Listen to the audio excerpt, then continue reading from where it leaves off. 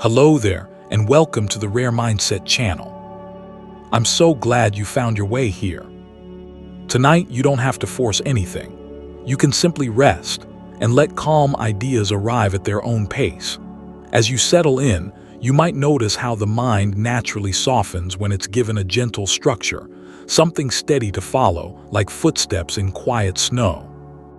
This is a relaxing, educational psychology journey about motivation, the calm science of getting things done, not as a set of commands and not as medical advice, just a soothing documentary-style walk through what researchers have observed about the brain and behavior. You can listen actively, or you can let the information drift through you in the background, like a low, reassuring radio signal. If it helps, allow your breathing to slow by a small degree, unhurried in, and easy out as we begin beneath the surface, where intention slowly becomes action. Chapter 1. The Biological Spark. Fact 1. Dopamine is seeking. Dopamine is often described as the brain's reward chemical, but many neuroscientists frame it more precisely as a chemical of seeking. In a calm, anticipatory way, dopamine is closely tied to the feeling of pursuit, when something matters, when something is worth moving toward. Studies of the mesolimbic pathway suggest dopamine activity rises not only when a reward arrives, but when the brain predicts it might arrive. This is where the idea of reward prediction error appears, a small difference between what the brain expected and what actually happened. When the prediction improves, motivation often strengthens. So the quiet engine of motivation is frequently less about pleasure itself, and more about the gentle magnetic pull of maybe, if I try. Fact 2. Tonic versus phasic dopamine. Closely connected to that seeking system is the difference between tonic and phasic dopamine, two rhythms that shape motivation in different ways. Tonic dopamine refers to a more baseline level, like a steady hum that influences general willingness to initiate effort. Phasic dopamine, by contrast, comes in brief spikes, often triggered by cues, timing, or novelty, small flares that say, "This matters right now." Researchers describe dopamine as a neuromodulator, meaning it doesn't simply switch a behavior on or off. Instead, it adjusts the brain's sensitivity to what feels important or salient. In daily life, this can make motivation feel mysterious. Some days the baseline is low and everything feels heavy, and other days, a simple cue can create a sudden sense of readiness. Fact 3. The basal ganglia's role. In a similar quiet way, motivation is not only a feeling, it's also a gate that opens or closes. A key structure involved in this gating is the basal ganglia, a group of brain regions that help select actions. Within it, the striatum is often described as an interface where value and movement meet. The brain is constantly evaluating. Is this action worth initiating? When perceived value rises, the basal ganglia can make it easier for a plan to become behavior, translating intention into motion. When perceived value drops, initiation can feel strangely blocked, even when a person wants to want it. This is not a moral failure. It's a selection system doing its quiet calculations. Motivation here looks like an internal vote, deciding what gets access to your next step. Fact 4. Epinephrine and energy. When the brain decides something needs to happen, it also needs fuel, an awake, ready kind of energy. Epinephrine, often called adrenaline, plays a role in that readiness. Research connecting arousal systems to motivation frequently points to the locus coeruleus, a brainstem region involved in alertness and responsiveness. In gentle amounts, this arousal can feel like clarity, the subtle sense that the body is prepared to act. Importantly, motivation isn't always loud or intense. It can be quiet energy, just enough activation to sit up, to open a notebook, to begin. The nervous system continuously balances arousal. Too little, and the mind drifts away from tasks. Too much, and the mind may feel unsettled. So the most sustainable motivation often lives in a middle space, calm, steady, and physiologically supported. Fact 5. The nucleus accumbens. Deep in the brain, The nucleus accumbens is often described as part of the ventral striatum, and it's frequently highlighted in motivation research because it links desire with movement. You can imagine it as a translator between the limbic system, where emotional significance is processed, and motor systems, where action is organized. When something is perceived as rewarding or meaningful, activity in this region can help convert that significance into go energy. It's one reason motivation can feel physical, not just mental. A subtle leaning forward, a sense of momentum. In animal and human studies, this region is sensitive to cues that predict reward, not only rewards themselves. So even small signals, time of day, a familiar place, a certain sound can quietly recruit the brain's movement systems, making action feel more available. Fact 6. Wanting versus liking. One of the most soothing, clarifying ideas in motivation science is that wanting and liking are not the same. Research associated with Kent Berridge and others suggests the brain has partially separate systems for desire, sometimes called incentive salience, and pleasure. Wanting is the pull towards something, the pursuit energy. Liking is the warm satisfaction when it's actually experienced. This difference matters because a person can strongly want something they don't even enjoy very much, or enjoy something without feeling driven to chase it. It's a quiet explanation for many human patterns, craving without deep satisfaction, or contentment without urgency. When you understand this separation, motivation becomes less personal and more biological, an interplay of systems that can be shaped. The brain can be taught new wanting pathways, and also new ways of enjoying the process. Fact 7. Glutamate and urgency. Beneath motivation, there is also signaling speed, how strongly the brain tags something as urgent. Glutamate is the brain's main excitatory neurotransmitter, and it helps neurons communicate in a way that can feel like activation or drive. In motivation-related circuits, glutamatergic signals can help the prefrontal cortex and other regions amplify a message. This task needs attention now, not dramatic attention, just a clean spotlight. When the spotlight is stable, starting becomes easier. When the spotlight flickers, initiation can feel delayed, as if the mind keeps slipping away. Researchers studying synaptic transmission often describe glutamate as part of the brain's basic go language. And yet, even here, balance matters. Motivation works best when urgency is informative rather than overwhelming, like a gentle tap on the shoulder, not an alarm. Fact 8. Homeostasis and drive. Motivation is not only about ambition. Sometimes it's simply the body's preference for balance.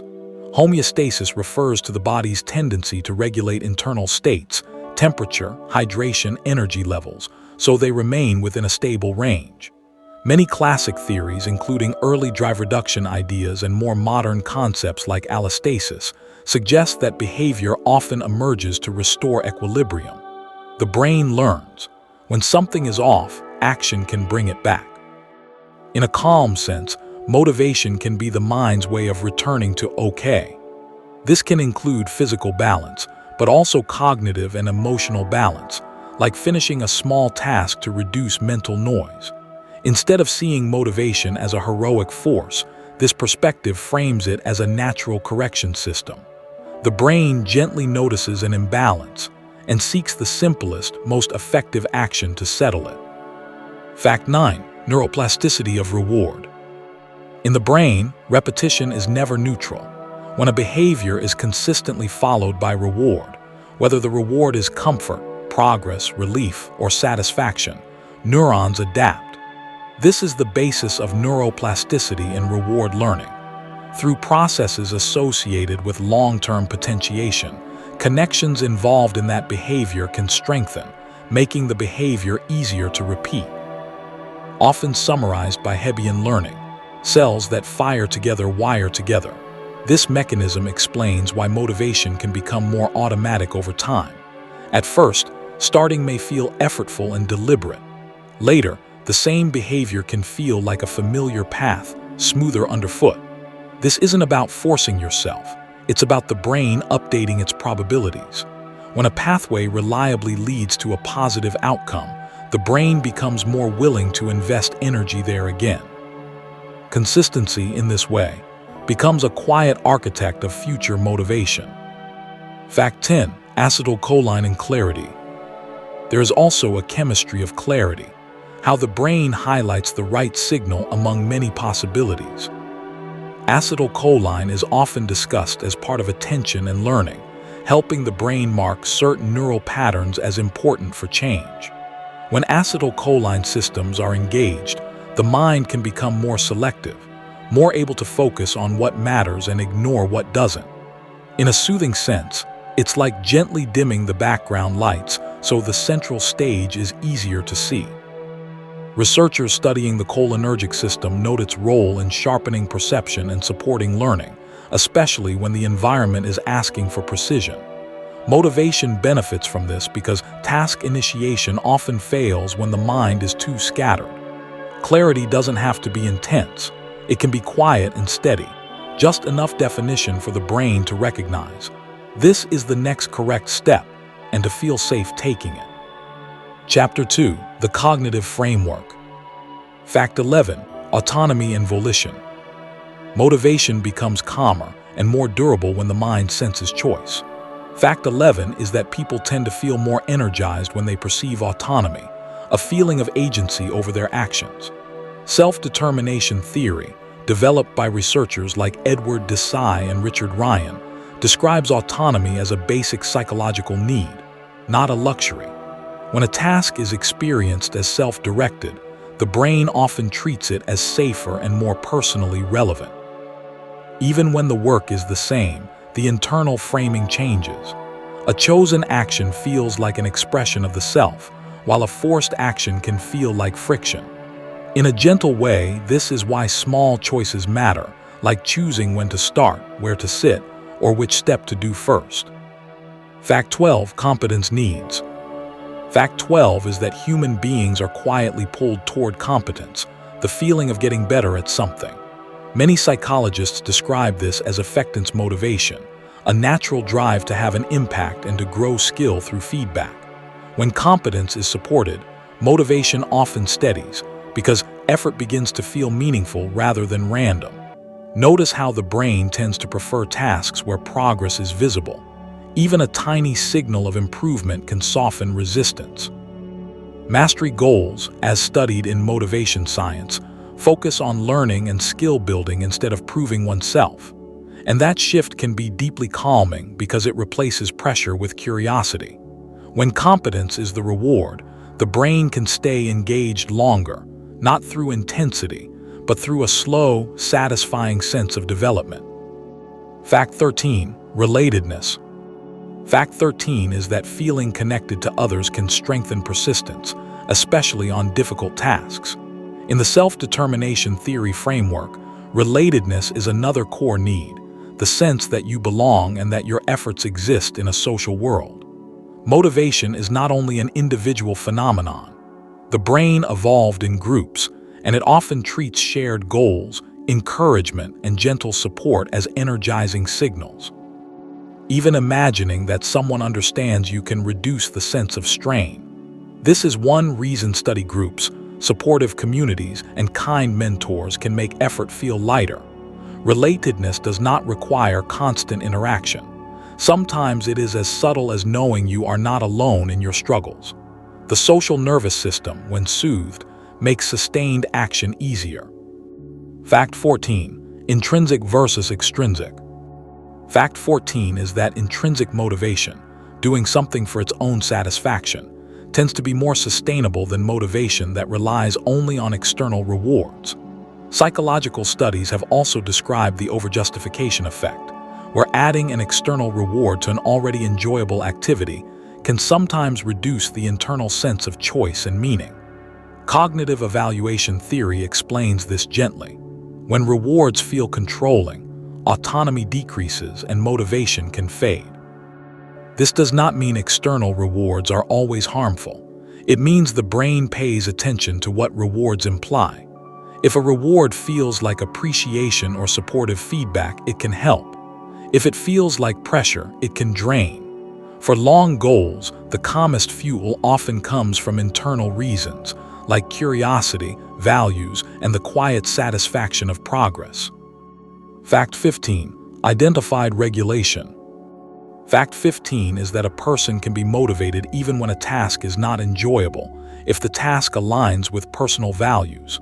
This is called identified regulation in self-determination theory, and it sits between purely intrinsic motivation and purely external pressure. The work may not feel fun, but it feels meaningful. The brain responds differently to meaning than it does to entertainment. Meaning gives a task a place inside the self, almost like it belongs there. This can reduce inner argument. You may notice how values-based motivation often feels steady rather than excited. It is like a low light that stays on. When motivation is identified, effort becomes part of identity and purpose. And because it is connected to what matters, the mind can return to it even after breaks, without needing constant emotional hype. Fact 16. Locus of control. Fact 16 is that locus of control, a concept associated with psychologist Julian Rotter, shapes how motivated a person feels to act. An internal locus of control is the belief that outcomes are influenced by one's actions. An external locus of control is the sense that outcomes depend mainly on luck, fate, or forces outside the self. This belief changes the brain's cost-benefit calculation. When effort feels connected to results, starting feels more rational. When effort feels disconnected, the mind protects energy by disengaging. Importantly, locus of control can vary by situation. Someone may feel empowered at work but powerless in a different area of life. Motivation often grows when the mind can find even one controllable step. Small controllable actions create evidence, and evidence gently reshapes belief. Fact 17. Self-efficacy. Fact 17 is that self-efficacy, studied extensively by Albert Bandura, is a powerful predictor of whether a person initiates and persists. Self-efficacy is not general confidence. It is a specific belief like, I can do this particular thing under these conditions. The brain treats high self-efficacy as a signal that effort will likely pay off, which makes effort feel safer. Bandura described several sources of self-efficacy, including mastery experiences, seeing similar people succeed, and encouragement that feels believable. Even small wins matter here because they become proof. In a soothing way, self-efficacy is built by repetition and realistic success, not by harsh self-talk. When the mind trusts its own ability, motivation becomes quieter and more consistent, like a door that opens without a struggle. Fact 18. Amotivation. Fact 18 is that amotivation is a state where intention collapses, often because action feels pointless. In research, amotivation is linked to perceived lack of value, lack of competence, or lack of control.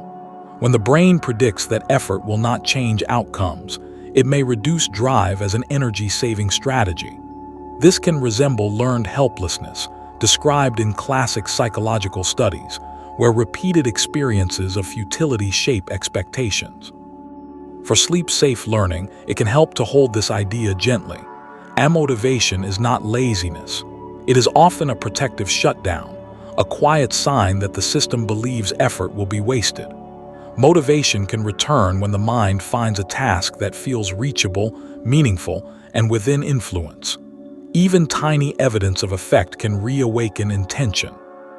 Fact 19. Value expectancy theory. Fact 19 is that motivation is often modeled as a product of two quiet forces, value and expectancy. In expectancy theory, associated with Victor Vroom and other researchers, the mind asks, do I want this? And do I believe I can get it?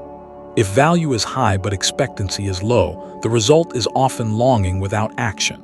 If expectancy is high but value is low, the result is often efficiency without care. When both are present, motivation becomes stable. This model can feel calming because it makes motivation less mysterious. It is not always a personality trait. It is often a calculation happening beneath awareness. Small changes can shift it, like increasing value by connecting to meaning, or increasing expectancy by simplifying steps. The brain prefers goals that feel both worthwhile and realistically achievable. Fact 20. Cognitive dissonance. Fact 20 is that cognitive dissonance, described by Leon Festinger, can create a gentle internal pressure toward consistency. When actions and beliefs do not match, the mind experiences discomfort, and it often resolves it by changing beliefs or changing behavior. This is not always dramatic. Sometimes it is a subtle itch, like wanting to align with the person you think you are. In motivation, dissonance can become a quiet engine. If you believe health matters but you avoid simple care, the mind notices the mismatch. One way to calm the mismatch is to act in a way that matches the belief. Another way is to lower the belief.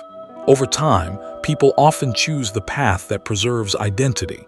Used carefully, this is why identity statements can help. The brain likes harmony, and small aligned actions create it. Chapter 3. The Architecture of Aim. Fact 21. Implementation intentions. Fact 21 is that implementation intentions, often framed as if-then plans, increase the likelihood of starting. Psychologist Peter Galwitzer's research suggests that when a person decides in advance, if situation X happens, then I will do behavior Y, the brain reduces the need for on-the-spot deliberation. It becomes easier to begin because the cue triggers the routine. This is especially helpful at the moment of initiation, when the mind is most likely to hesitate. The soothing part of this strategy is its simplicity. It does not require intense willpower. It requires a small decision made while calm. If it is 7 p.m., then I open my notes. If I finish tea, then I read one page. The mind relaxes when the path is pre-chosen, like a trail already marked. Fact 22. Mental contrasting. Fact 22 is that mental contrasting can create more drive than only positive imagining. Research by Gabriel Oettingen suggests that holding the desired future in mind while also acknowledging realistic obstacles produces a productive tension. It is not pessimism, it is clarity. When the brain sees both the goal and the barrier, it can generate specific plans instead of vague hope. This is the basis of the WOOP method: wish, outcome, obstacle, plan. In a sleep-friendly way, mental contrasting can feel grounding. You can imagine a finished task and then gently notice what usually interferes, like distraction or uncertainty. By naming the obstacle softly, you reduce its power. The mind often resists what it cannot see. When the obstacle becomes visible, planning becomes possible and motivation becomes more practical. Fact 23. Approach versus avoidance. Fact 23 is that approaching a positive outcome and avoiding a negative one create different motivational states. Regulatory focus theory describes promotion focus, oriented toward growth and gains, and prevention focus, oriented toward safety and responsibility. Both can motivate, but they feel different inside the body. Approach motivation often feels open, curious, and expansive. Avoidance motivation can feel careful, tense, or narrow, even when it works. The brain's emotional tone shapes persistence. Many people can start tasks through avoidance, like fear of missing a deadline, but it is harder to sustain calmly. Approach framing can be as simple as shifting the story. Instead of, "I must not fail," the mind says, "I want to build something." The work stays the same, but the nervous system experiences it differently. Fact 24. Goal specificity. Fact 24 is that specific goals tend to produce better performance than vague instructions like, "Do your best." Research by Edwin Locke and Gary Latham on goal-setting theory shows that clear targets help the brain allocate attention and effort. Specificity reduces uncertainty, and uncertainty is a quiet drain on motivation. When the mind knows what done looks like, starting becomes easier because the first step becomes obvious. Even for restful productivity, specificity can be gentle. It does not have to be intense. It can be a small, measurable aim, like writing for 10 minutes, or reading 3 pages, or organizing 1 folder. Specific goals also create clearer feedback, and feedback is motivating because it gives the brain data. Data calms the mind. It reduces the feeling of wandering. A specific goal is like a soft lamp in a dim room. Fact 25. The Zeigarnik effect. Fact 25 is that unfinished tasks tend to stay active in the mind more than completed ones. This is known as the Zeigarnik effect, observed in early psychological research on memory and interruption. When a task is incomplete, the brain maintains a kind of cognitive tension, a low-level reminder signal that something is still open. This can feel like mental noise, but it can also be useful. A small start can create a helpful pull to continue. Many people notice that the hardest part is beginning. Once begun, the mind keeps returning to it, sometimes even in the background. That is the Zeigarnik effect at work. For sleep-safe learning, this can be framed gently. If you want future motivation, you can leave a task in a friendly, unfinished state, like stopping mid-sentence, so the brain naturally wants to return and complete the pattern. Fact 26. Goal shielding. Fact 26 is that once a focal goal is chosen, the mind can suppress competing goals, a process sometimes called goal shielding. This is a form of inhibitory control. It is not harsh suppression. It is more like the brain turning down the volume on other desires so the main signal can be heard. Researchers describe how attention and motivation become biased toward the selected aim, especially when commitment is strong. This can feel like calm tunnel vision, where distractions lose their shine. Goal shielding helps persistence because it reduces constant internal debate. If everything is equally important, nothing is easy to start. But when one goal is gently prioritized, the brain can protect it. A soothing way to encourage goal shielding is to define a small time window, like a quiet appointment with a single task. During that window, competing goals are simply set aside, not rejected. Fact 27. Proximal versus distal goals. Fact 27 is that breaking large distal goals into small proximal steps reduces overwhelm and increases action. Distal goals are far away, like finishing a degree or completing a big project. Proximal goals are near, like reading one section or writing one paragraph. The brain responds strongly to what feels reachable. When the next step is too large, initiation systems hesitate. When the next step is small, the mind is more willing to invest. This is partly because smaller steps create faster feedback loops. Each completion becomes a signal of progress which stabilizes motivation. Chunking, a concept used in cognitive psychology, also supports this. By grouping information and actions into manageable units, working memory strain decreases. A long journey becomes a series of soft footsteps, and the brain, relieved of the full distance, can begin. Fact 28. The goal gradient effect. Fact 28 is that motivation often increases as the finish line feels closer. This is called the goal gradient effect, originally studied in early behavioral research and observed in many modern contexts. The brain appears to accelerate effort when progress is visible, as if completion has its own gravity. You can notice this in simple experiences. When a book is almost finished, reading becomes easier. When a checklist is nearly complete, energy rises. This is not because the task changes, but because proximity changes perception. Progress tracking can harness this effect gently. Even a calm visual marker like filling a small bar or crossing off a step can make the end feel nearer. For restful motivation, the goal gradient effect suggests a simple trick. Make progress visible, and the brain supplies a little extra drive without needing intensity. Fact 29. Hierarchical goal theory. Fact 29 is that goals are organized hierarchically, from abstract to concrete. Some researchers describe this as action identification theory or hierarchical goal structures. At the top are broad B goals, like being a caring person or becoming competent. Beneath them are do goals, like calling a friend or practicing a skill. Motivation often strengthens when these levels connect. If the brain can see how a small action serves a larger identity, the action gains meaning. At the same time, if the action level is too vague, the identity goal feels distant and dreamy. The mind needs both. A soothing approach is to hold a gentle identity intention, then ask, What is the smallest behavior that expresses this today? Hierarchies are calming because they create order. Instead of floating in ambition, the mind steps down into the next reachable act. Fact 30. Feedback loops.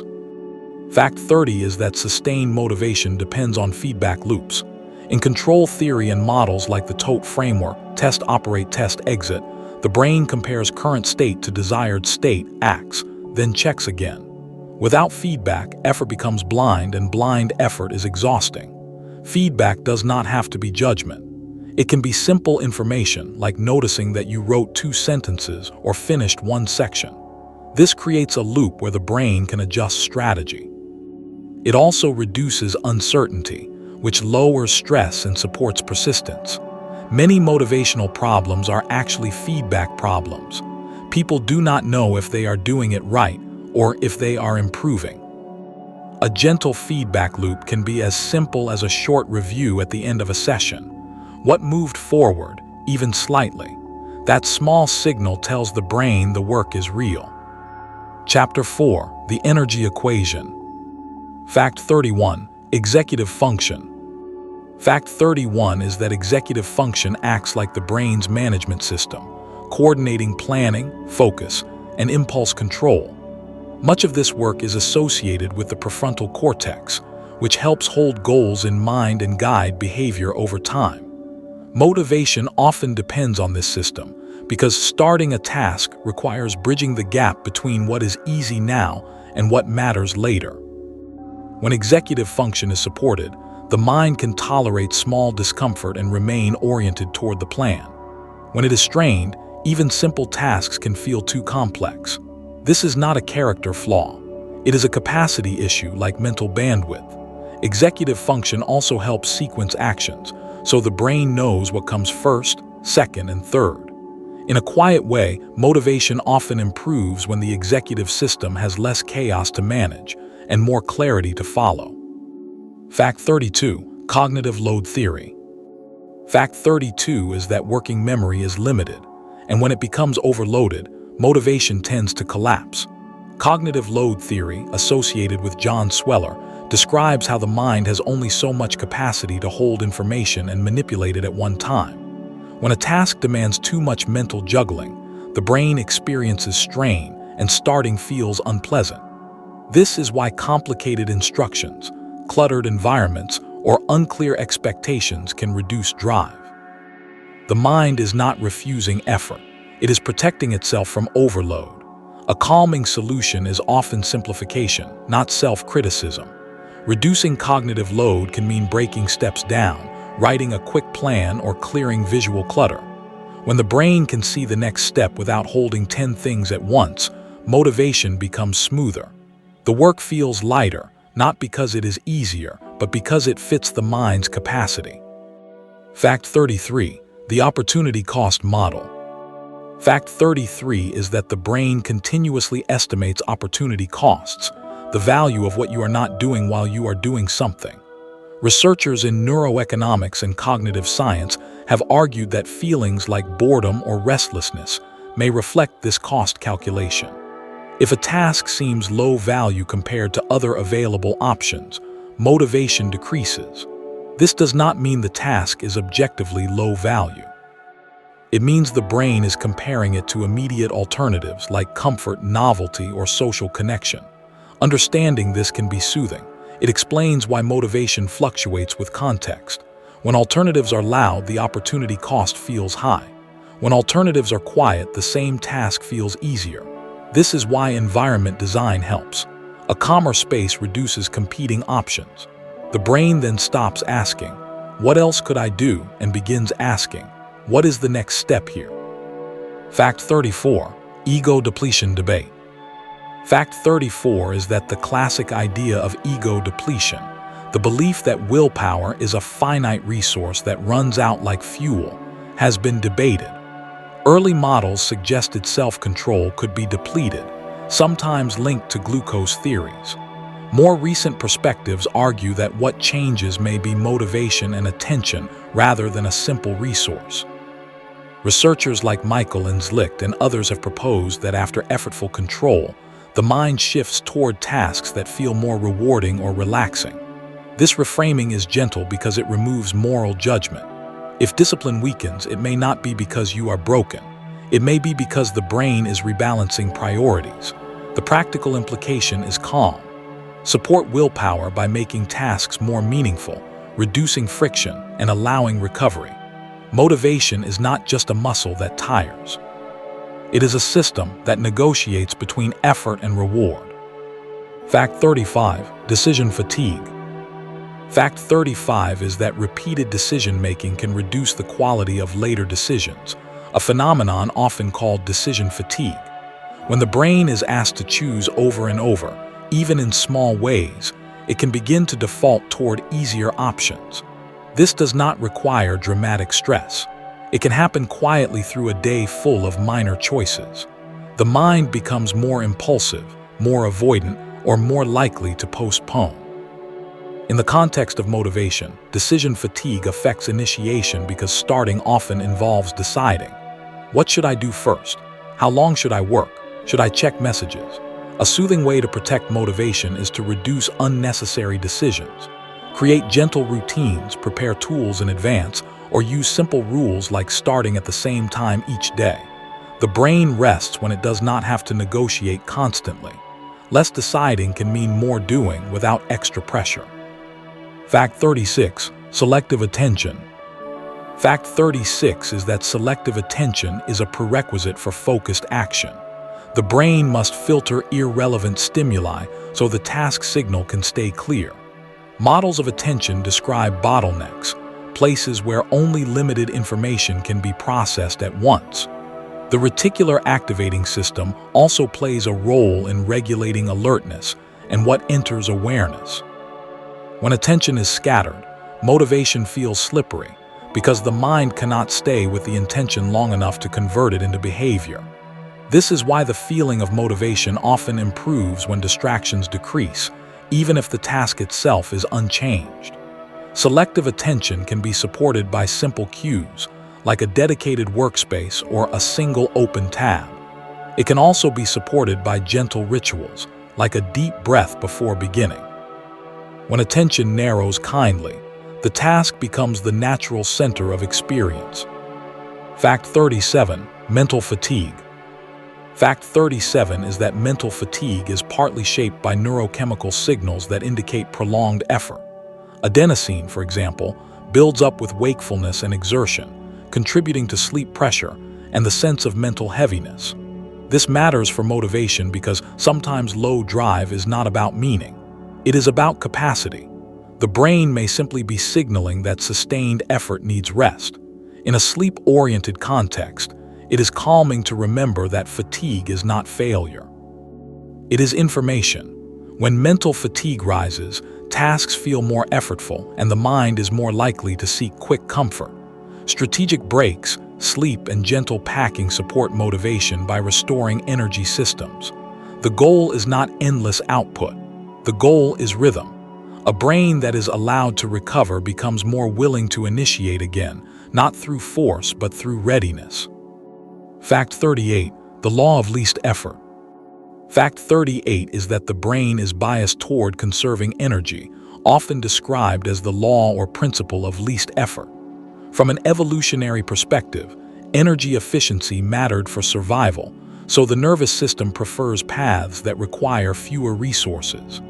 In modern life, this bias can look like procrastination or avoidance, but it is more neutral than it sounds. It is simply the brain asking for efficiency. When starting a task feels complicated, the brain chooses a simpler alternative. Understanding this can be compassionate. Instead of arguing with yourself, you can reduce effort costs. Make the first step tiny. Prepare materials. Remove extra barriers. The brain loves smooth paths. When the route to action is made more efficient, motivation appears, not because you became a different person, but because the brain stopped needing to resist. Fact 39. Task switching costs. Fact 39 is that multitasking is usually rapid task switching, and switching carries a measurable cost. Cognitive research describes switching costs and attention residue, where part of the mind remains stuck on the previous activity even after shifting. This residue drains energy and reduces motivation because the brain never fully settles. Each switch requires reorientation, like repeatedly waking up from shallow sleep. The mind becomes tired, and tired minds resist starting. Deep work researchers such as Cal Newport emphasize that focus feels easier when switching is minimized. For calm productivity, the idea is not rigid control. It is gentle protection of attention. Even a small boundary like checking messages only at set times reduces switching costs. When the brain can stay on one track long enough, it experiences flow and progress, and motivation rises naturally. Fact 40. Working memory capacity. Fact 40 is that working memory capacity influences how complex a task can feel at the moment of initiation. Classic ideas like Miller's Law suggested a limited number of items can be held in mind, though modern research refines the exact number. Either way, capacity is limited, and complexity can overwhelm it. When a task requires holding many pieces, motivation decreases because the brain anticipates confusion. The central executive component of working memory helps manage this, but it also becomes strained. A calm solution is externalization. Put steps on paper, use checklists, reduce what must be held mentally. When the mind does not have to remember everything, it relaxes into action. Working memory is like a small desk. If it is covered in papers, you cannot begin. If it is cleared, even slightly, the next action becomes visible and easier. Chapter 5. The Resistance. Fact 41. Procrastination as mood repair. Fact 41 is that procrastination is often about mood repair rather than time management. Researchers like Tim Pitchell and Fuskia Sirwa have described procrastination as a form of short-term emotional regulation. When a task triggers discomfort, uncertainty, or boredom, the mind seeks relief by shifting to something that feels better now.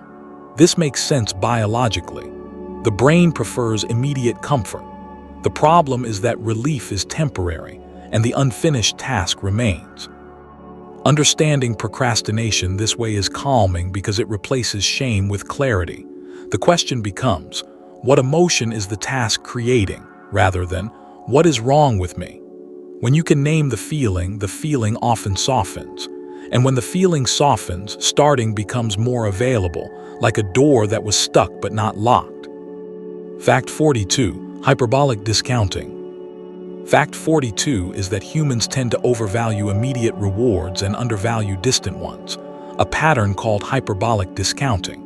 In behavioral economics and psychology, this explains why a small pleasure now can outweigh a larger benefit later. The brain treats the present as more certain than the future, so it gives present outcomes more weight. This affects motivation for long-term goals because the reward is not close enough to feel real. Delayed gratification is not only a virtue, it is also a design challenge. The mind needs near rewards to stay engaged. This can be gentle, like giving yourself immediate satisfaction from the process itself or creating small milestones. When the future is broken into nearer steps, the discounting curve changes. The brain stops saying, too far, and starts saying, soon enough to matter. Fact 43. Task aversiveness. Fact 43 is that unpleasant tasks can trigger aversive signals in the brain, sometimes involving regions like the insular cortex that process discomfort and internal sensation. This can create a subtle pain-like response when merely thinking about a task. The mind then learns to avoid the thought, and avoidance becomes a habit. This is why procrastination can feel automatic. The task is linked to discomfort, so the brain protects you by turning away. The soothing insight is that aversiveness often decreases after starting. The imagined discomfort is sometimes stronger than the real discomfort. When you take a small first step, the brain updates its prediction. The insula calms as the task becomes familiar. You can treat this as a gradual exposure to mild discomfort, but without intensity. Just a gentle contact with the task until the signal quiets. Fact 44. Perfectionism paralysis. Fact 44 is that maladaptive perfectionism can freeze action when high standards combine with harsh self-evaluation. The mind begins to treat mistakes as unacceptable, and initiation becomes risky. The brain then chooses safety by not starting at all. In motivational psychology, this is linked to evaluation anxiety and threat-like interpretations of errors. For sleep-safe learning, it can help to see perfectionism as a protective strategy that has become too strict. The nervous system wants to avoid discomfort, so it demands certainty before acting. But certainty is rarely available. A gentle antidote is shifting the goal from perfect to iterative. Draft first, refine later. Make a version that is allowed to be rough. When the brain learns that imperfect action does not lead to catastrophe, initiation returns. The work becomes breathable again, like loosening a tight grip. Fact 45. Self-forgiveness and productivity. Fact 45 is that self-forgiveness can reduce future procrastination. Research has found that when people forgive themselves for past delay, they are less likely to repeat it. This seems counterintuitive to those who believe guilt creates motivation, but guilt often creates avoidance. Self-forgiveness reduces shame and restores a sense of control. It is not excusing everything. It is releasing the emotional burden that keeps the mind stuck. Self-compassion researchers like Kristen Neff describe how kindness toward oneself supports resilience and continued effort. When the brain feels safe, it can face tasks again. When the brain feels threatened by its own inner voice, it hides. Forgiveness is like reopening the door to action. It says, "That happened, and we can still continue." And that simple emotional permission can be surprisingly motivating. Fact 46. Effective forecasting errors. Fact 46 is that people are often poor at predicting how they will feel after completing a task. This is called effective forecasting error, and it includes patterns like impact bias, overestimating how intense future feelings will be. Many people predict that finishing a task will feel only mildly good, or that doing the task will feel unbearably unpleasant. The reality is often softer. Completion frequently brings more relief and satisfaction than expected, and the process is often less painful than imagined. This matters for motivation because the brain relies on predictions to decide whether effort is worth it. If the prediction is wrong, motivation suffers. A gentle strategy is to gather evidence from your own experience. Notice how you feel after small completions. Over time, the brain updates its forecast. When the mind learns that finishing feels calming and freeing, initiation becomes more likely. Fact 47. The what the hell effect. Fact 47 is that a minor slip can lead to abandoning a goal entirely, a pattern sometimes called the what the hell effect. In behavior change research, once a person perceives failure, they may treat the entire goal as broken and then disengage. This is a thinking style, not a destiny. The brain prefers clean categories, success or failure, and that simplicity can create unnecessary collapse. The calming correction is to view behavior as a continuum. One missed day is not a new identity. It is a single data point. When the mind can hold imperfection without panic, motivation returns faster. Some researchers connect this to self-regulation and all-or-nothing thinking. A gentle approach is to define recovery as part of the plan. Not if I slip, but when I slip, I return with the smallest step. That expectation keeps the goal alive. Fact 48. Temporal piercing. Fact 48 is that people often struggle to feel connected to their future self, a phenomenon discussed in research on future self-continuity, including work by Hal Hershfield. When the future self feels like a stranger, present choices are made for present comfort. The mind is not being irrational. It is acting on social distance, even within the self. Temporal piercing refers to the challenge of mentally bridging time. Motivation improves when the future becomes vivid and personal.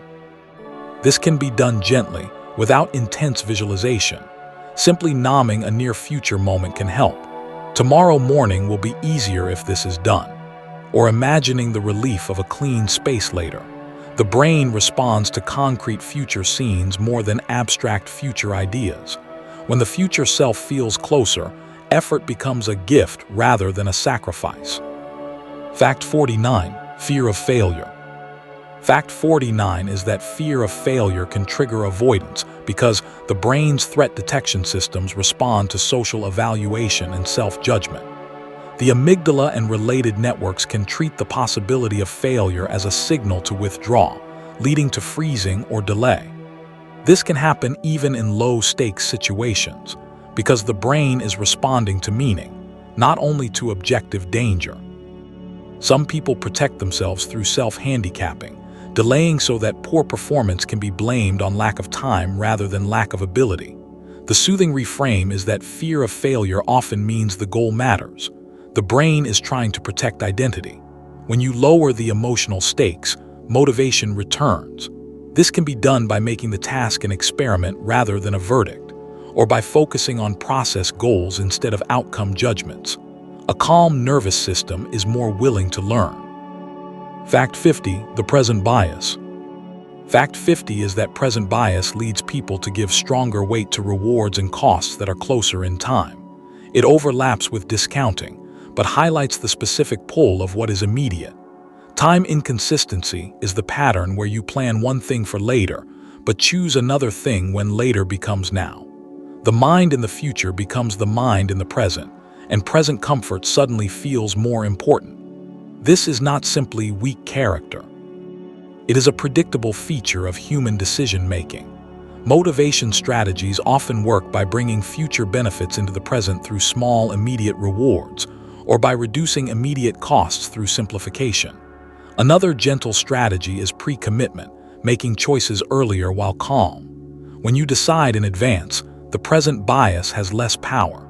The brain follows the path that was already prepared, like stepping into a familiar groove. Chapter 6, the automation. Fact 51, the habit loop. Fact 51 is that many habits follow a three-part pattern: a cue, a routine, and a reward. Researchers and writers like Charles Duhigg popularized this loop, and behavioral psychology supports the basic structure. The cue is a trigger, often small and ordinary, like a time of day, a location, or a feeling. The routine is the behavior that follows. The reward is what teaches the brain, remember this sequence.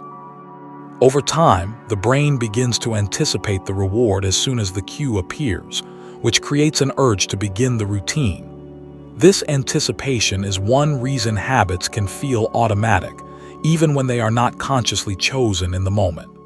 In the background, the nervous system is simply running a learned script, quietly, efficiently, and predictably. Fact 52, context stability. Fact 52 is that habits form more easily when the context stays stable. In other words, the brain likes consistent cues. When the environment is similar each time, the cue becomes reliable, and the routine is more likely to unfold without negotiation. Researchers studying situational cues and environmental priming note that behavior is often stored with context, like a memory that is easier to retrieve in the same setting. This is why a particular chair can become a reading chair, or a particular corner can become a work corner. The mind doesn't need to decide from scratch. It recognizes the scene and begins. When contexts constantly change, the cue becomes fuzzy, and the brain has to rely on conscious effort more often. Stability turns intention into something softer, like a reflex that feels natural. Fact 53, synaptic pruning. Fact 53 is that the brain becomes more efficient by trimming what it doesn't use. This is called synaptic pruning, and it's part of how neural efficiency develops over time. When a behavior is repeated, the pathways involved can strengthen, while unused pathways weaken. It's not that the brain becomes rigid, it becomes economical. Like a quiet gardener, it reduces clutter and supports the routes that are traveled most. This is one reason habits can feel easier the longer they exist. Fewer competing routes remain active. The mind spends less energy deciding. The behavior becomes the default path of least resistance. In a calm way, pruning also explains why starting something new can feel awkward at first. The older pathways are still strong. With repetition, the brain slowly reallocates its attention and energy. Fact 54, habit stacking. Fact 54 is that attaching a new habit to an existing habit can make it easier to begin. This is often called habit stacking, and it overlaps with implementation intentions, linking a behavior to a clear cue. Researchers and behavior designers like B.J. Fogg emphasize how the brain already has strong, real estate in established routines. When a new behavior is placed right beside an old one, it can borrow the old one's stability. For example, a routine that already happens every morning can become the anchor for a tiny additional action. The soothing part is that the brain doesn't experience this as a major change.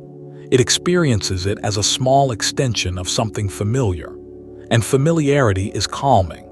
In the nervous system, this reduces the feeling of starting from zero because the cue is already reliably present. Fact 55, the role of friction.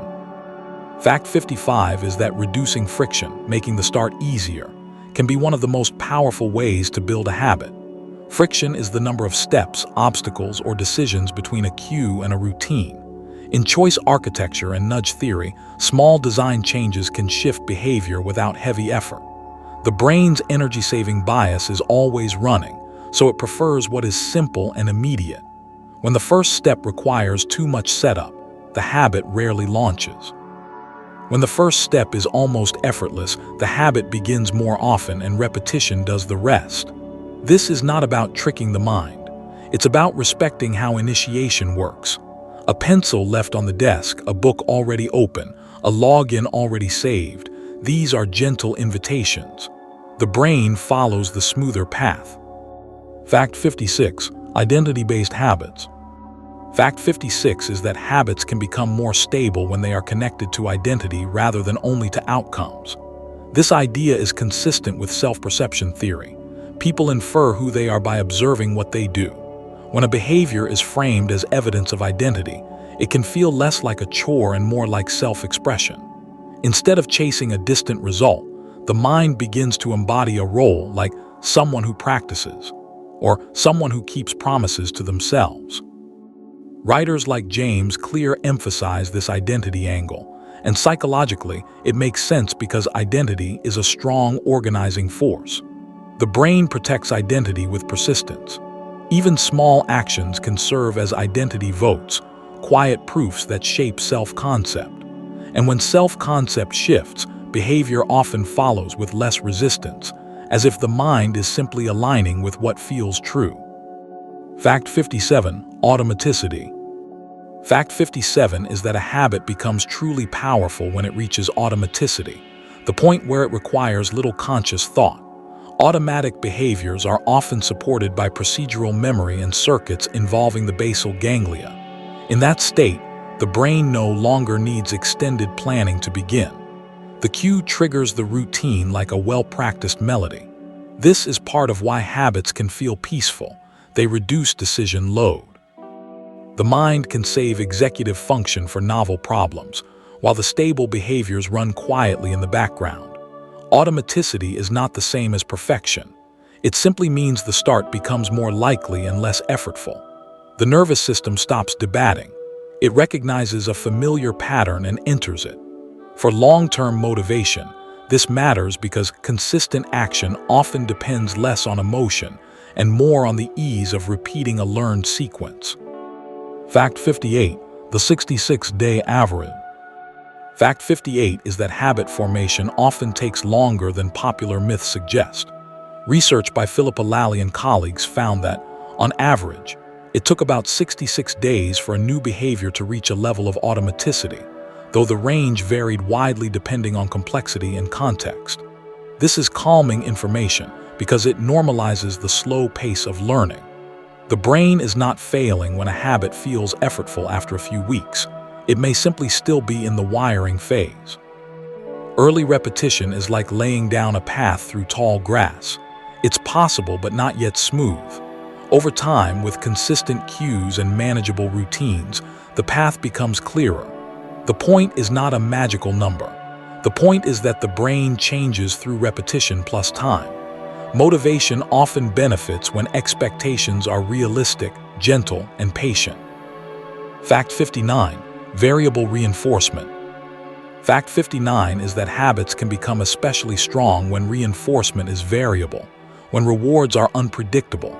In operant conditioning, associated with B.F. Skinner, variable schedules of reinforcement can produce persistent behavior because the brain keeps checking, maybe this time.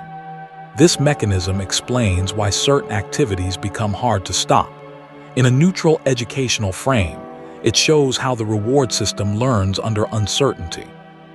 For motivation, variable reinforcement can sometimes be harnessed in healthy ways, such as allowing small surprises in a routine, new music while working, different study locations, or alternating tasks so the process doesn't become dull. The key idea is that the brain is attentive to novelty and uncertainty. When the reward is always identical, the nervous system habituates and the motivational pull can soften. Variation keeps the seeking system gently engaged. Fact 60. Behavioral momentum. Fact 60 is that beginning with a very small action can create behavioral momentum, making it easier to continue into harder work. This fits with ideas like the 2-minute rule, but the deeper psychology is that action changes state. Before starting, the brain is in an evaluative mode, weighing effort and discomfort. After starting, the brain shifts toward continuation, where the next step feels simpler because movement is already happening. Even tiny routines can function as a ramp into deeper focus. The smallest action reduces ambiguity and gives the nervous system a clear signal. We are doing this now. Momentum is not magic. It's a transition from stillness to motion. And in the brain, transitions are often the hardest moments. Once the system is moving, it tends to stay moving, quietly, steadily, until a stopping cue appears. Chapter 7. The Deep State. Fact 61. Flow State Dynamics. Fact 61 is that flow is a state of deep absorption where self-consciousness quiets and attention becomes fully engaged. Psychologist Mihaly Csikszentmihalyi described flow as an autotelic experience, meaning the activity becomes rewarding in itself. In flow, motivation no longer feels like pushing, it feels like being carried. Time perception can change, and the mind may stop narrating everything. From a gentle documentary perspective, flow is what happens when the brain systems align. Goals are clear, feedback is available, and distraction is minimal. Flow is not constant, and it does not need to be dramatic. It can appear in simple tasks, writing, organizing, learning, when attention is protected. For sleep listening, it's comforting to know that the brain has a natural capacity for effortless focus. It isn't always something you force. Sometimes it's something you allow. Fact 62. Challenge Skill Balance. Fact 62 is that flow tends to arise when challenge and skill are balanced, with the challenge slightly above current skill. If the task is too easy, attention drifts into boredom. If it is too hard, the mind drifts into anxiety or avoidance. This sweet spot resembles educational ideas like the zone of proximal development. Learning is richest when the stretch is real but not crushing. The brain responds to manageable difficulty with engagement. It's almost as if it leans forward. In practical terms, the mind often needs tasks to be shaped to fit this balance. The same activity can be tuned, smaller steps to reduce overwhelm or higher standards to prevent boredom. Motivation is sensitive to this calibration. When the nervous system senses, "I can do this, but I must be present," attention stabilizes. And when attention stabilizes, persistence feels natural. Fact 63. Transient hypofrontality. Fact 63 is that during deep focus, parts of the prefrontal cortex may temporarily quiet down, a phenomenon sometimes discussed as transient hypofrontality, associated with researcher Arne Dietrich's work on altered states of attention. When the executive self-monitoring system reduces its chatter, self-doubt can soften. The mind becomes less concerned with evaluation and more engaged with the immediate process. This can feel soothing, like stepping out of a noisy control room into a quiet workshop. It's not that intelligence disappears, it's that the brain reduces unnecessary commentary. For motivation, this matters because too much self-monitoring can slow initiation and interrupt momentum. When the prefrontal judge quiets a little, action becomes simpler. You do not need to convince yourself repeatedly. You simply do. In this way, deep focus can feel like relief, not effort. Fact 64. Deep work. Fact 64 is that deep work refers to professional or meaningful activities performed with distraction-free concentration, an idea emphasized by Cal Newport. The psychological basis is that attention has residue. When you switch between tasks, part of the mind remains attached to what you left. Deep work reduces that residue by staying with one target long enough for the brain to fully engage.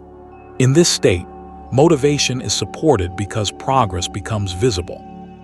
The brain receives clear feedback, and that feedback sustains effort. Deep work is not about intensity every hour. It's about protected blocks where the mind is allowed to settle.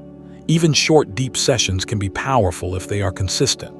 The nervous system learns, during this time we focus, and eventually it becomes easier to enter. For sleep-friendly learning, deep work can be imagined as a quiet room inside the mind. One door, one lamp, one task. Fact 65. Sensory gating. Fact 65 is that the brain has mechanisms to filter out repetitive background stimuli, a process called sensory gating. Researchers study phenomena like P50 suppression, showing how the nervous system reduces response to repeated, irrelevant input. This is part of how focus becomes possible in imperfect environments. The brain learns what to ignore so it can track what matters.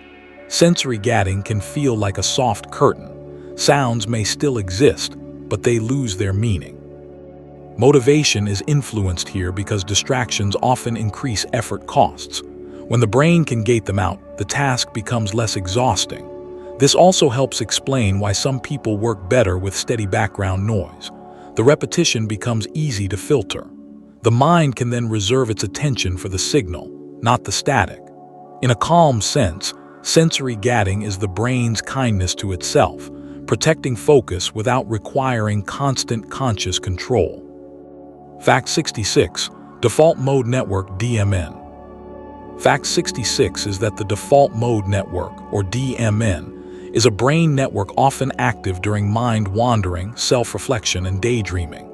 For focused task performance, the task-positive network tends to become more active while the DMN quiets. This is not a battle, it's a shift in mode. The DMN is useful for creativity and meaning-making, but if it stays dominant during work, attention may drift into inner narratives. Motivation can suffer because the mind keeps leaving the present. Understanding this can be soothing. Wandering is not a flaw, it's a network doing what it does. The question becomes how gently the brain can return to the task. Practices that anchor attention, clear goals, immediate feedback, simple timers can support that mode shift. When the DMN quiets, the task feels closer and starting becomes easier. Fact 67. Attentional blink. Fact 67 is that attention has a brief refractory period, sometimes called the attentional blink. After focusing on one stimulus, the brain can momentarily struggle to process another that appears too quickly. Researchers studying temporal attention show that perception is not continuous in the way it feels. It has small limits and rhythms. This matters for motivation because modern environments often demand rapid switching. Messages, notifications, quick updates. Each switch can create a small blink, a tiny drop in processing that accumulates into fatigue. Over time, fatigue reduces initiation and persistence. The soothing takeaway is simple. The brain prefers breathing room between signals. When you reduce rapid inputs, attention becomes smoother. Focus feels less like chasing and more like resting on something steady. Motivation often grows when attention is given time to fully land instead of being forced to hop. Fact 68. Circadian peaks. Fact 68 is that motivation and focus naturally rise and fall with circadian rhythms, guided by internal biological clocks. Chronotype research describes differences between larks and owls, and many people experience predictable windows of clarity. Cortisol also follows a daily rhythm, including the cortisol awakening response in the morning for many individuals. This does not mean there is one perfect schedule for everyone. It means the brain has natural tides. Motivation is often easier when tasks are placed in the brain's higher energy hours. When tasks are placed in low energy hours, the same person may interpret the struggle as a personal issue when it's partly timing. A compassionate view is to treat motivation as rhythmic. Some hours are for deep focus, some for lighter tasks, some for rest. The nervous system appreciates when demands match the body's natural peaks and valleys. Fact 69. Ultradian rhythms. Fact 69 is that within the day, the body often operates in ultradian cycles, roughly 90 to 120 minutes of higher alertness followed by a dip.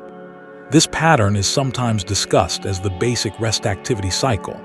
During the dip, attention can soften and persistence may feel harder. If a person interprets this dip as failure, they may push in a way that increases frustration. If they interpret it as a natural cycle, they can pace. In educational terms, ultradian rhythms suggest that breaks are not interruptions. They are part of sustained performance. A short pause can reset attention, allowing the next cycle to begin with less resistance.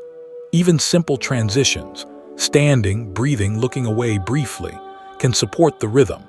Motivation often lasts longer when the brain is allowed to oscillate, rather than being held in constant output. Fact 70. Cognitive flexibility. Fact 70 is that cognitive flexibility is the ability to shift perspectives, switch strategies, and adapt when a task changes. It is related to set shifting and mental agility, supported by executive networks in the brain. Motivation benefits from flexibility because rigid thinking can trap a person in one failing approach, leading to discouragement. When the mind can try another path, effort becomes more hopeful. Flexibility is not the same as distraction. It's purposeful adaptation, like gently adjusting your grip rather than dropping the object. In calm productivity, flexibility can mean reframing a task, simplifying it, changing the order of steps, or choosing a different time to work. The brain finds relief when it sees options. Options reduce helplessness. And when helplessness decreases, initiation becomes easier. Flexibility keeps motivation alive by keeping the mind responsive, not stuck. Chapter 8. The Social Lens. Fact 71. Social facilitation. Fact 71 is that people often perform simple or well-learned tasks better when others are present, a phenomenon called social facilitation. Research associated with Robert Zajonc suggests that the presence of an audience can increase arousal, which boosts dominant responses. If a task is familiar, the dominant response is usually the correct one, so performance improves. If a task is complex or new, that same arousal can interfere. For motivation, social facilitation explains why quiet co-working spaces can feel energizing. The brain senses social presence and becomes a little more alert, not necessarily stressed, just more on. This can make initiation easier, like a gentle lift. It also explains why some people prefer to practice new skills alone first, then perform them socially later. The social environment subtly tunes the nervous system's readiness. Fact 72.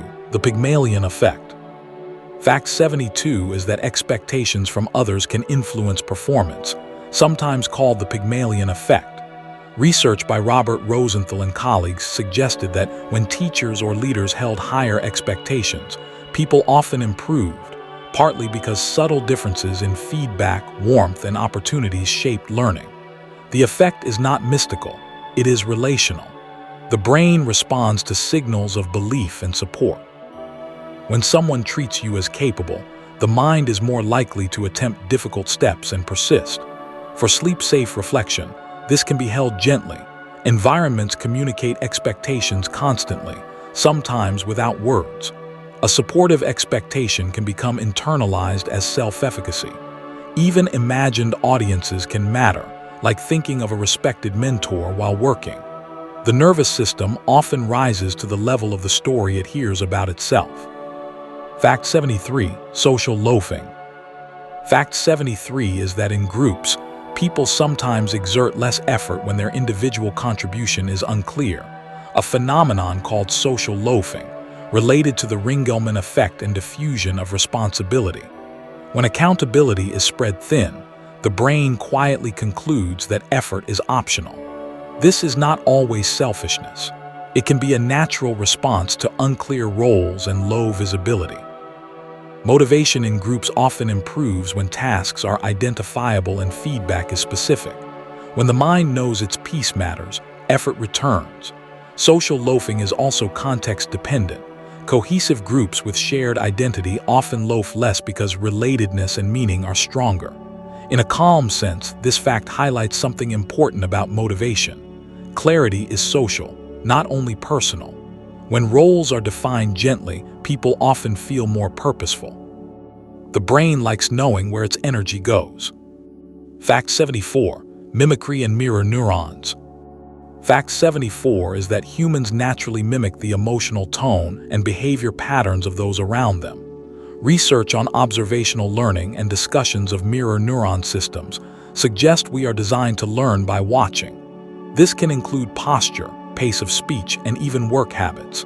In a quiet way, motivation can be contagious. If the people around you approach tasks with steadiness, that steadiness can seep into your nervous system. If the environment is restless, restlessness can spread too. This is not about blame, it's about sensitivity. The social brain continuously models what it sees as normal. That is why communities matter. Even passive exposure, watching someone calmly read, write, or practice, can prime similar behavior in the observer. The brain is always absorbing patterns. Motivation often follows the patterns it lives near, like a candle that takes its shape from the surrounding air. Fact 75. Public commitment. Fact 75 is that stating a goal out loud can increase follow-through because it increases the psychological cost of inconsistency. This connects with Cialdini's consistency principle. People prefer to act in ways that match what they have declared. Public commitment can work through identity and reputation systems, making a goal feel more real. The brain treats social promises differently than private wishes. This is not always beneficial. Too much pressure can backfire, but it helps explain why some people thrive with gentle accountability. When a goal is shared with a trusted person, the mind holds it with more weight. The intention becomes part of the social world, not just a private thought. Importantly, the healthiest public commitment tends to feel supportive rather than shamming. In calm settings, it's less about performance and more about being witnessed. The brain often steadies when it feels seen. Fact 76. Peer accountability. Fact 76 is that regular check-ins can support persistence by using social regulation when individual regulation is tired. Peer accountability creates a simple structure. Someone will ask, and you will answer. The brain then anticipates that moment, which can increase initiation earlier in the week. In behavior science, this can be viewed as external regulation that gradually becomes internal. It's not that willpower is replaced, it's that willpower is scaffolded. Social support also reduces emotional load, making tasks feel less isolating. Even brief check-ins can shift motivation because they provide feedback and a sense of progress. For sleep-safe learning, it's enough to observe this mechanism without pressure. The mind often works more smoothly when it has gentle boundaries and a shared rhythm. A small social rhythm can become the heartbeat of long-term effort, steady and quiet. Fact 77. Cultural self-construal. Fact 77 is that culture shapes motivation through different models of self. Researchers like Hazel Marcus and Shinobu Kitayama described how individualistic cultures often emphasize personal goals and self-expression, while collectivist cultures often emphasize duty, harmony, and group responsibility. Neither style is superior. They simply tune motivation differently. In one context, motivation may feel strongest when it serves personal growth. In another, motivation may feel strongest when it supports family or community. The brain learns what matters through values reinforced over time. This also means that motivational advice is not one-size-fits-all. A method that energizes one person may feel empty to another because it clashes with their self-construal. Understanding cultural framing can be soothing because it reduces self-judgment. If a certain motivational story doesn't work for you, it may not be a personal flaw. It may simply be the wrong story for your value system. Fact 78. The spotlight effect. Fact 78 is that people tend to overestimate how much others notice their mistakes, a bias called the spotlight effect.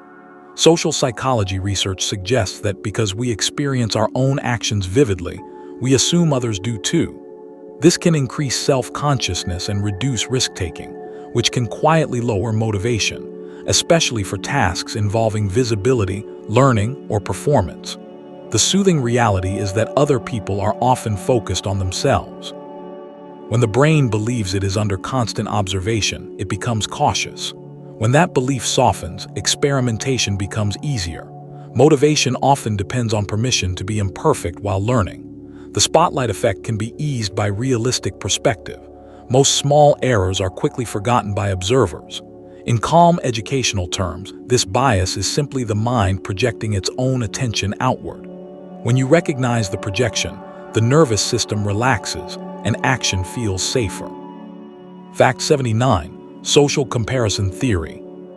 Fact 79 is that people evaluate themselves partly by comparing to others, a concept called social comparison theory, introduced by Leon Festinger.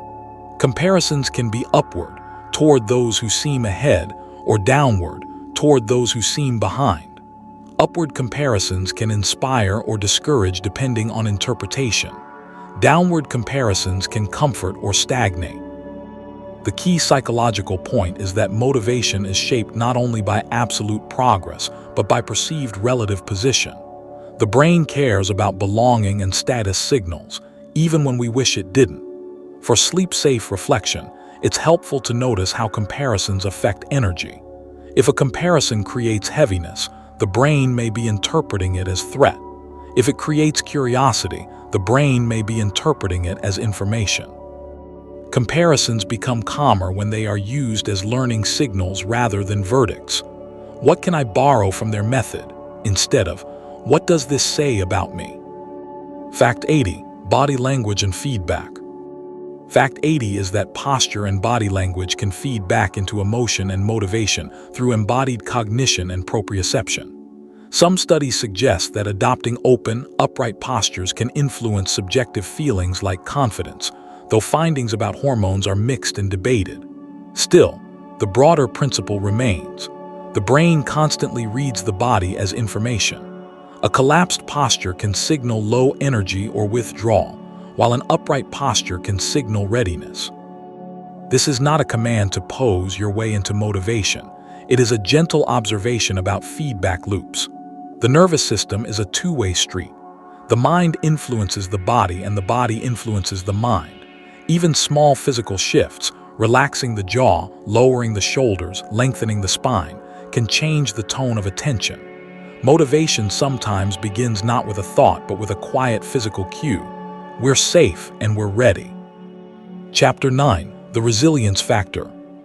Fact 81. Growth Mindset. Fact 81 is that believing abilities can develop through effort tends to support persistence. Carol Dweck's research on growth mindset contrasts this with a fixed mindset, where abilities are seen as largely unchangeable. The motivational difference is subtle but powerful. When improvement is expected, effort feels rational.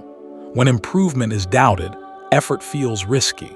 A growth mindset does not mean pretending everything is easy. It means interpreting difficulty as part of learning rather than proof of inadequacy. This interpretation changes emotional tone. The brain becomes more willing to stay with a challenge when it believes the challenge is shaping skill. In a calm way, mindset is a lens that alters what feedback means. A mistake can mean I'm not good, or it can mean I'm practicing. The second meaning tends to keep motivation alive because it keeps identity safe while learning continues. Fact 82. Grit. Fact 82 is that grit is often described as the combination of long-term passion and perseverance, a concept studied by Angela Duckworth.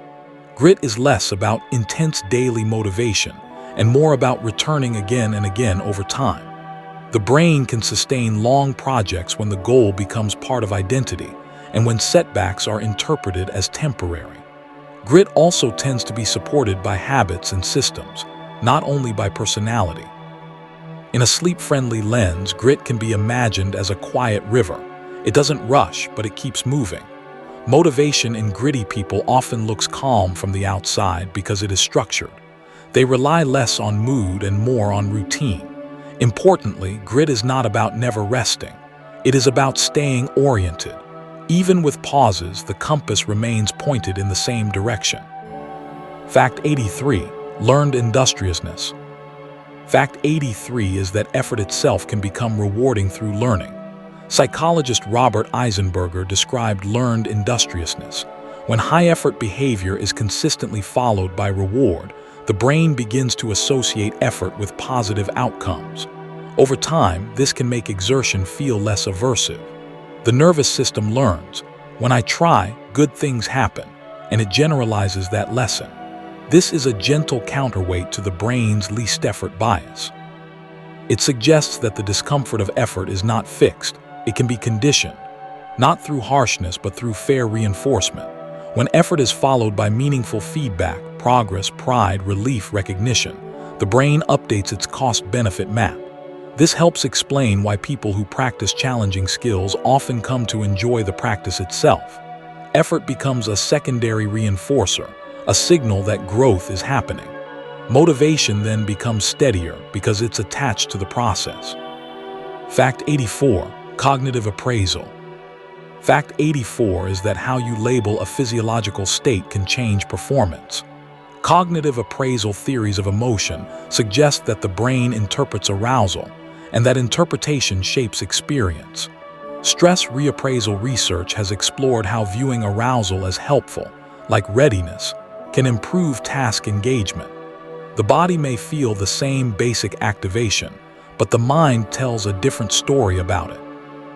This matters for motivation because arousal often appears right before action. A slight tension, a quickened focus, a sense of importance. If the brain labels that as danger, it may avoid. If the brain labels it as energy, it may approach. This is not about denying discomfort.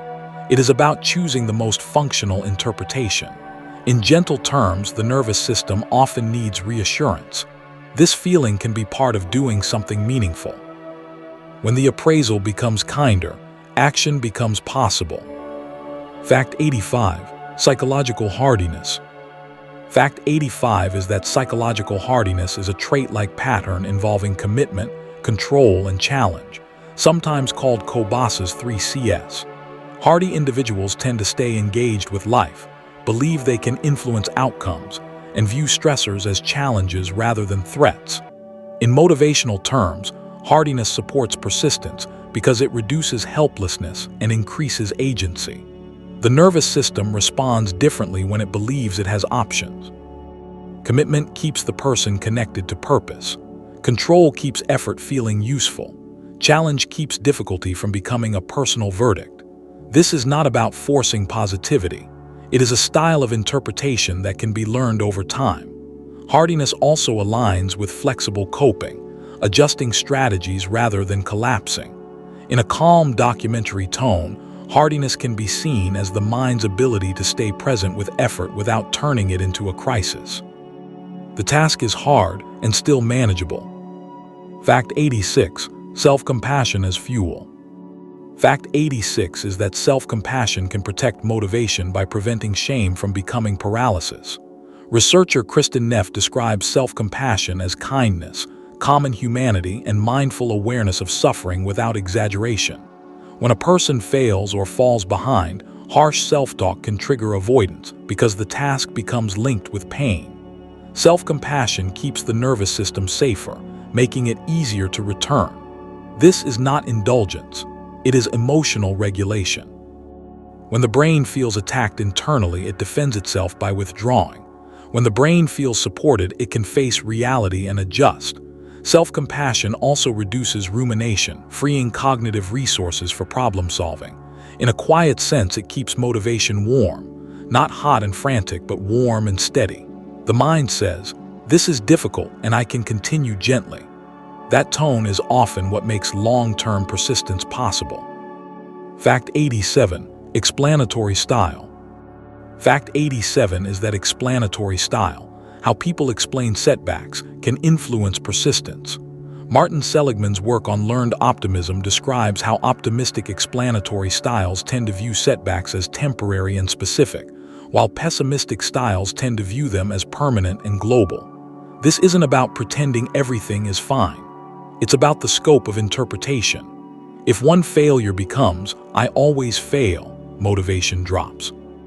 If it becomes, "that approach didn't work," motivation stays alive because the self is not condemned. The brain is more willing to try again when identity is protected.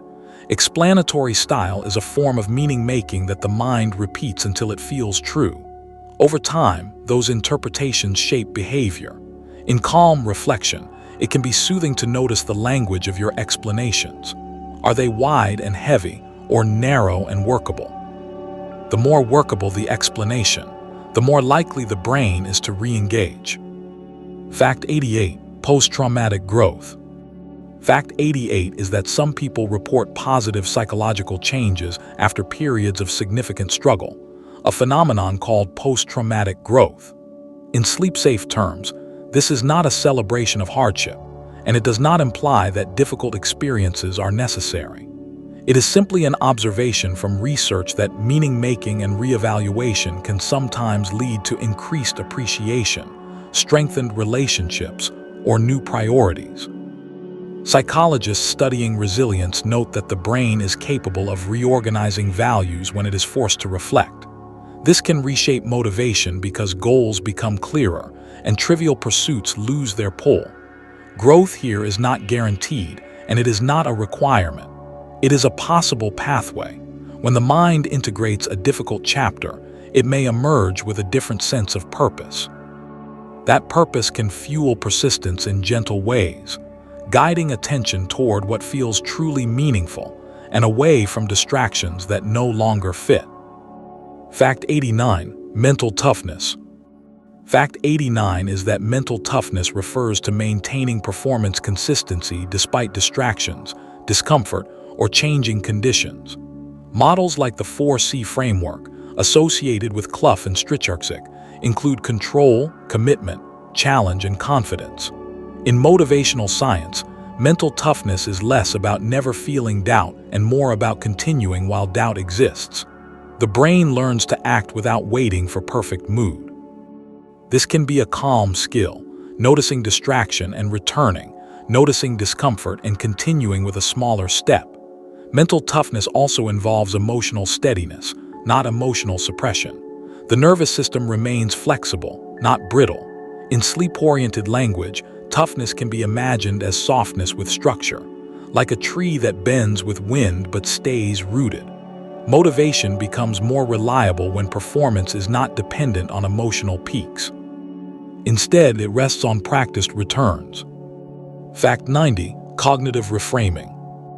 Fact 90 is that cognitive reframing, viewing a task through a different lens, can change motivation by changing meaning.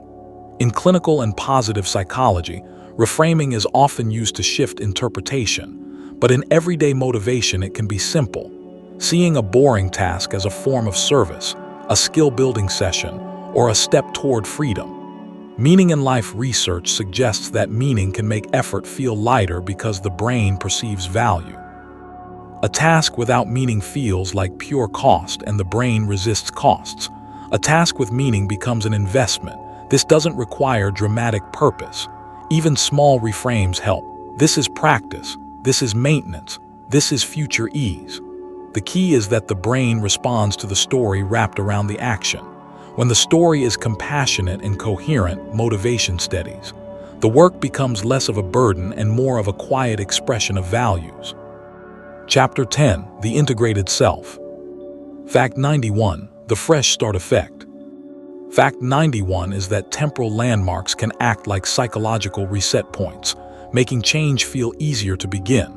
Research by Katie Milkman and colleagues describes the fresh start effect. Dates like Mondays, birthdays, or the beginning of a month create a mental boundary between an old chapter and a new chapter. The brain seems to like clean edges because they simplify identity.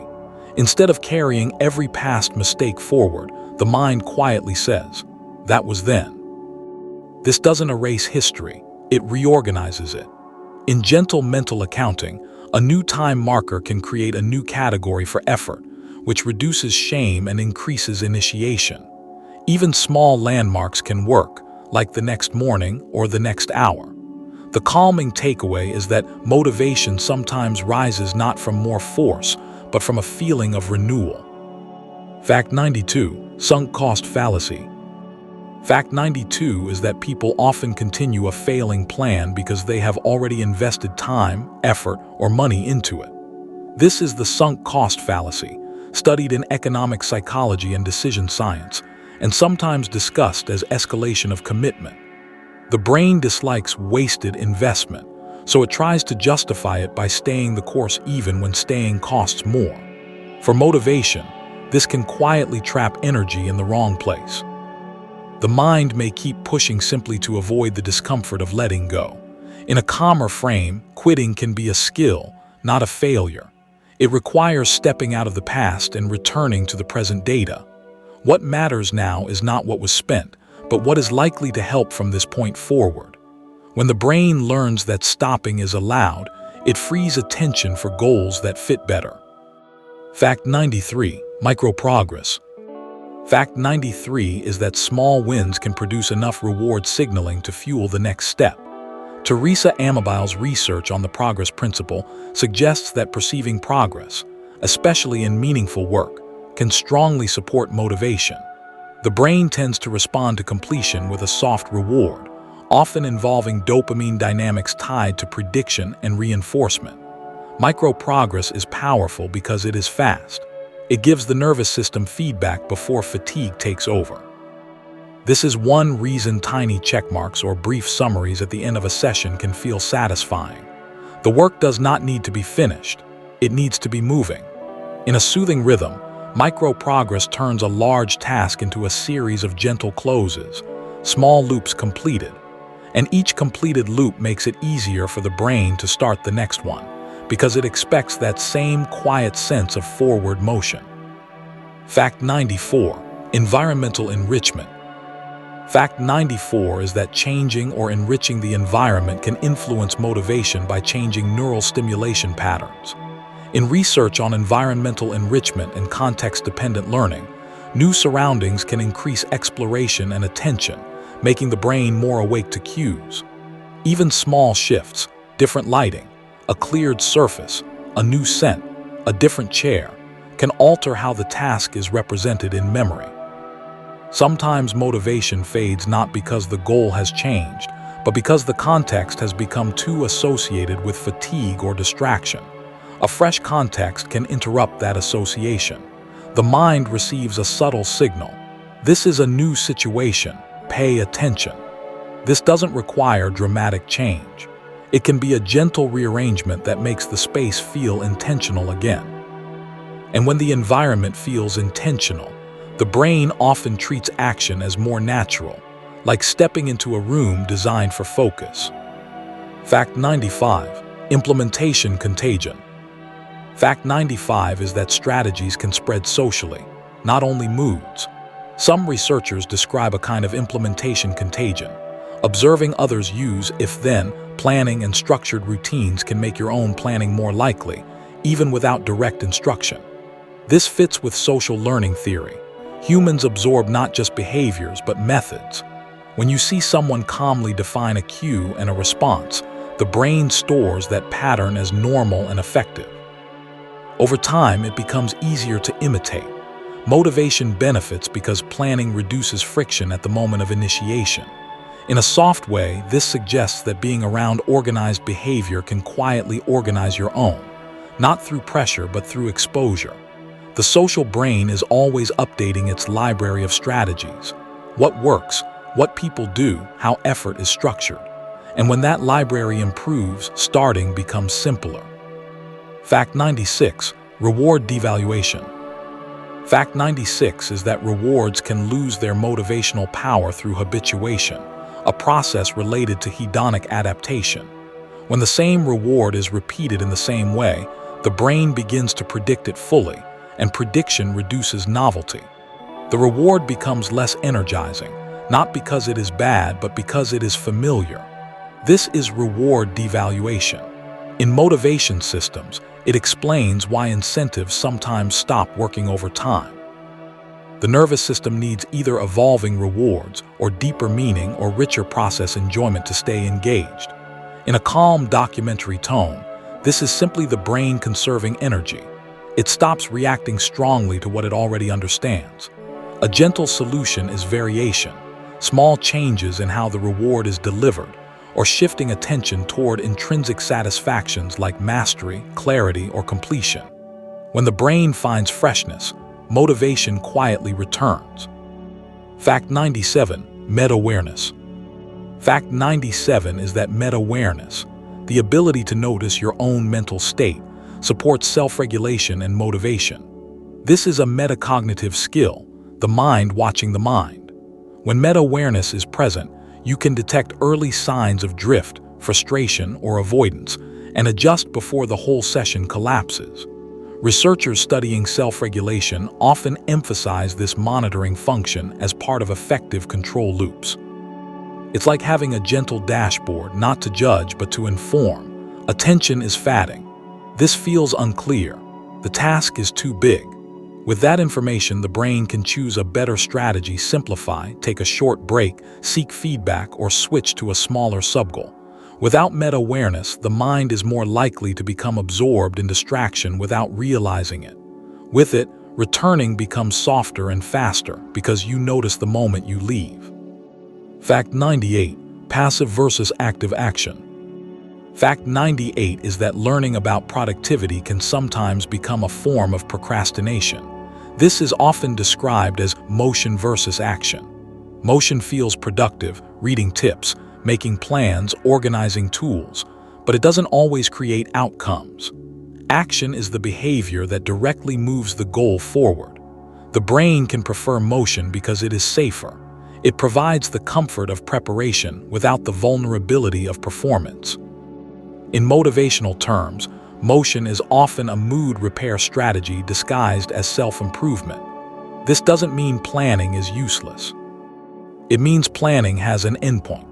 A soothing way to work with this is to let information gathering become a brief ritual, then gently transition into one concrete step that produces real feedback. The mind relaxes when it stops orbiting the task and touches it. Even a tiny action, writing one sentence, opening one document, signals to the brain that the real work has begun. Fact 99. Rest as a strategy. Fact 99 is that rest can be an intentional motivational tool, not merely a pause. Research on sleep and recovery suggests that downtime supports memory consolidation, skill learning, and prefrontal functioning. Practices sometimes discussed as non-sleep deep rest, or simply quiet relaxation, can help the nervous system shift toward parasympathetic calm, which restores the capacity for focus later. This is educational context, not medical guidance, but the principle is clear. The brain learns and recovers in cycles. When rest is removed, motivation often becomes brittle, relying on stress signals rather than sustainable energy. When rest is included, motivation becomes more reliable because the system is replenished. In a gentle sense, rest also reduces the emotional intensity around tasks. After recovery, the same work often looks simpler because the brain has regained bandwidth. Sometimes the most productive next step is a well-timed pause. Fact 100. The autotelic personality. Fact 100 is that some individuals tend to experience more activities as intrinsically rewarding, a pattern sometimes described as an autotelic personality, closely linked to flow research by Csikszentmihalyi. Autotelic means the activity is its own reward. People with this tendency often focus on process, seek manageable challenges, and interpret effort as engagement rather than burden. Importantly, this isn't a fixed label or a requirement. It's a description of how certain habits of attention and meaning-making can shape motivation over time. When the brain learns to find interest in the act itself, learning, refining, practicing, motivation becomes less dependent on external rewards or intense moods. Life becomes filled with more moments where doing is enough. In the calmest sense, this is the long arc of motivation science, building a mind that can meet tasks with curiosity, steadiness, and quiet enjoyment. And now, as these ideas settle, you don't have to hold onto any of them tightly. You can let the facts drift into the background, like quiet notes fading at the end of a song. Motivation, as psychology keeps showing us, isn't a single switch inside the mind. It's a system, built from chemistry and attention, from meaning and habit, from environment, rhythm, and rest. Some days it arrives easily, and other days it asks for gentleness, smaller steps, and patience. If your mind is still awake, you can simply choose one tiny thought to keep, something soft and usable, like making the beginning easier, or making progress visible, or letting rest be part of the plan. And if you're already growing sleepy, you can let everything go. Nothing needs to be solved tonight. Just breathe slowly and allow your nervous system to settle, knowing that learning can happen quietly even as you drift. Thank you for spending this time with Rare Mindset. Good night and take care.